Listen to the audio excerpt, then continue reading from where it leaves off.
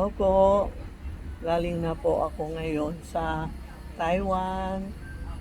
May dala ako. Yung pupunta, nakakatuwa yung pumunta ako na sa airport.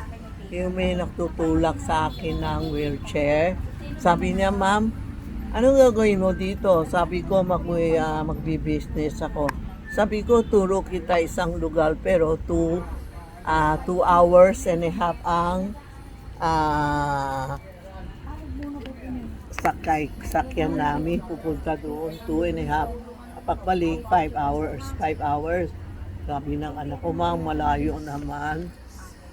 Sabi ko, bahala ka kasi ang tinuro niya sa akin, may manok daw dyan. Pakuiwis ka kay manok. Gaganda ang buhay sa business. Alam mo naman tayo, mukhang lahat na tao, mukhang pera.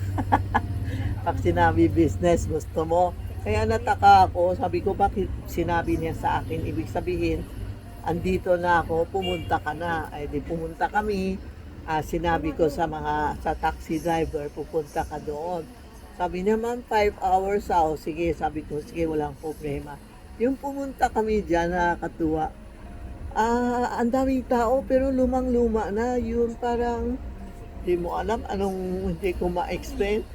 Sabi ko, ang layo-layo. Sabi ng anak ko, ma, layo-layo naman. Ganun lang, walang tao. May mga tao, pero lumang-luma na. Sabi ko, mayroon baka nasa loob. Di pumasok. Ako, ang daming tao pala. Meron siya isang manok na malalaki. Kailangan law. Tanga-tanga kami. Pilipino pa tayo. Hindi namin alam anong gagawin namin. So, I talked to the pinakamatanda. Sabi niya, galing kayo dyan. Pumunta ka sa isang manok dyan, malalaki. Ipahit-pahit mo siya. Sabihin mo, tulungan ka, lumakas ang business mo. Saan ka galing? Di pumunta ako. Pumunta ako sa loob. Sabi niya, you have to, papoy, ibig sabihin, you have to wish kung papadala ka ng manok sa Pilipinas. Ito, pakita ko sa iyo ha. Ayan, ito ang manok. Tapos sa loob, totikong pala, saka totipo. Ito yung totikong. Sa mga business, Chinese tanong mo. Sa mga businessman, Chinese, may totikong siya na mamahala sa lupa. Halimbawa, tinapakan ka o mahina negosyo, sabi mo, totikong, bigay mo ako gandang business para may pumasok. Pak birthday niya, pak every month na 2 and 16, bigay mo siya peanuts. Si Totikong, mahilig sa peanuts. Ito yun, asawa niya, Totipo. Pero actually, we are wishing by Totikong lang. Ito yung manok. Ayan o, manok o, ang tinatawag nating golden rooster. Ayan, ito si Totikong o, bakit balukto tayo sa atin? Siya si Totikong. Mag-wish tayo doon para gumanda ang business natin. Yung rooster, yung bibig, yun ba rooster? Yan ang tinatawag na pera sa business natin. Tapos, meron siya maliit. Kinuha ko din maliit. Ito po. Ano ba yun? Meron siya rooster. Ito yung rooster maliit. Tapos may mga pera dito. May mga gold bar, abacus, ano pa, iklok, rui, dami oh.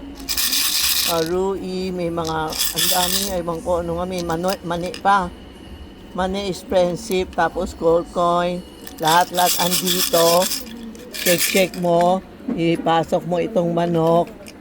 Rooster, sabihin mo, may iklok pa siya oh. Sabi mo, ito maliit lang kung kaya nyo. Rooster, golden rooster. Tulungan mo kami, lumakas ang negosyo ko.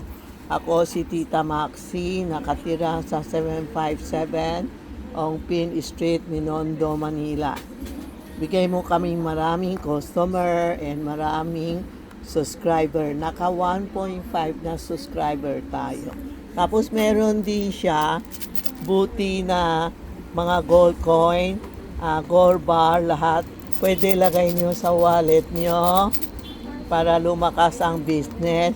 Ito, kasama mo, lalagay mo sa Sa tabi ni Rooster, pwede din. Pag hindi kaya, ito lang. May mga pera, may abacus siya. May pink quartz, lahat andito na. Pag inalis mo, ang dami po. Tapos meron din siya etong 4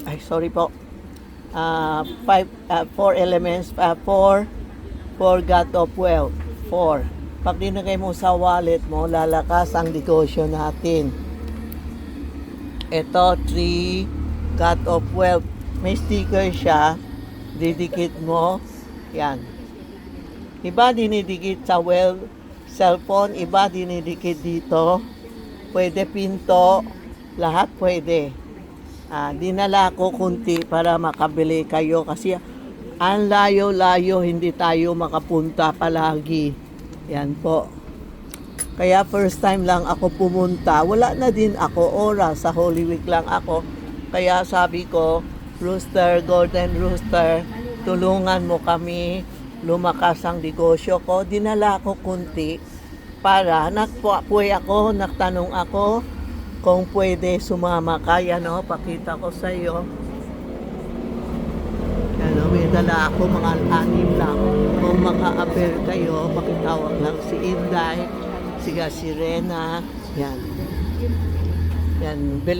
Bili mo, aber mo, lagay mo sa office mo, tindahan mo.